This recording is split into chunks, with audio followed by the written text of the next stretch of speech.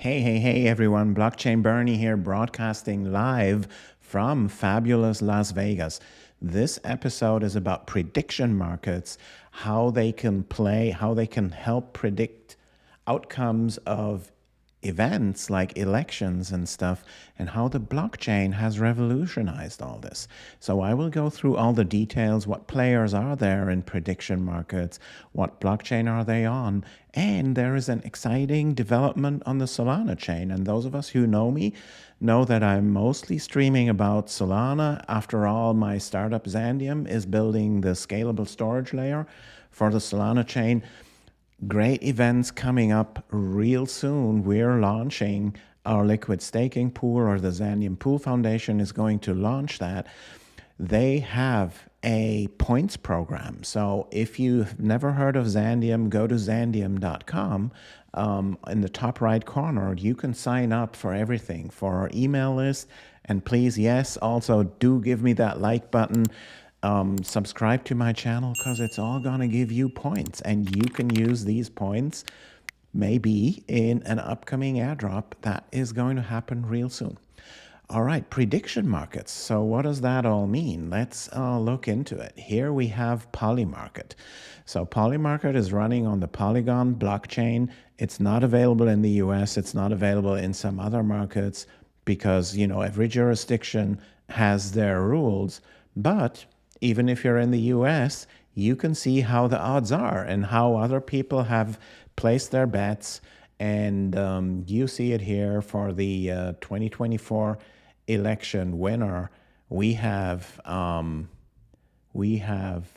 Donald Trump with 59%.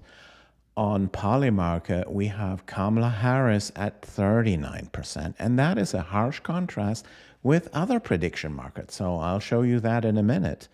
Robert F. Kennedy is down to 1%. That's a sad story for me.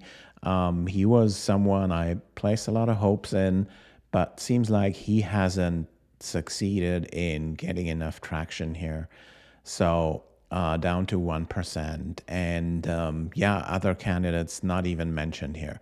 This is all blockchain related, right? So people are placing their bets real time using the blockchain. They put real money on the line there, real assets, digital assets. So this is a great way to see the odds, right? And what other players are there? This is on the Polygon blockchain. And the other one, there is a very famous one called Predicted, which is a Web 2 thing. So this one is not even blockchain based. Here we see Trump at 52, and these cents here are basically percentages, right? Because I'm not sure if these are percentages. It's cents. All right. So 52.49. So it's way closer here on Predicted than it is on PolyMarket. And why might that be? It might be a different audience, right? So think about it. Predicted is Web 2. You have people there that are not that crypto savvy or stuff like that. And on PolyMarket, you have a way more crypto savvy audience. And the Democrats have not been really crypto friendly, unfortunately, the past 4 years. So it might be there's just more, among the crypto guys, people think Donald Trump may win because, I don't know. And then Robert F. Kennedy, 2 cents here. And we have Gavin Newsom, Ron DeSantis in here on Predicted with 1 cent each. That's obviously a long shot for each of them. And then, I'm telling a lot about Solana. So what do we have on Solana for prediction markets, right? And prediction markets, by the way, it is a major use case of the programmable blockchain, right? So when Ethereum came out back in 2015, it was already one of the use cases that Vitalik Buterin, the creator of Ethereum, had in mind back in the day. So he explicitly mentioned prediction markets as one of the use cases. And it is a big use case of of crypto technology and cryptocurrencies. So yeah, and what do we have on Solana, right? The only thing that is worth mentioning is Hedgehog Markets. Yeah, but as you see, it's like a slightly different platform. It's just a yes/no type of thing. So will Donald Trump win the Republican nomination? It's 98 versus 2. Will Biden drop out? Yeah, this is kind of weird. Why is it still 95 to 5? Because he already has dropped out. Yeah, so this is like, it's, it doesn't look as nice as the other two, and it is not used that often, right? So, but what I want to tell you today is Drift, and that's the exciting stuff. And if you haven't heard of Drift yet, Drift is a very, very important DeFi platform on the Solana chain, DeFi, decentralized finance, where you can trade and swap and all these things and borrow and lend. And the main thing that made Drift big is perpetuals, right? Also called perps. So what they do is you can trade what's called perpetual futures there. So those are futures that don't have a special expiry date as normal futures have. They are like perpetual, so they are floating in time as time passes by. And these perps, these perpetual futures, can be leveraged, right? So you don't have to put up all the capital to buy all your assets. You can just, put in 10% or so and still make the profit of the full 100%. That would be a 10x leverage in this example here.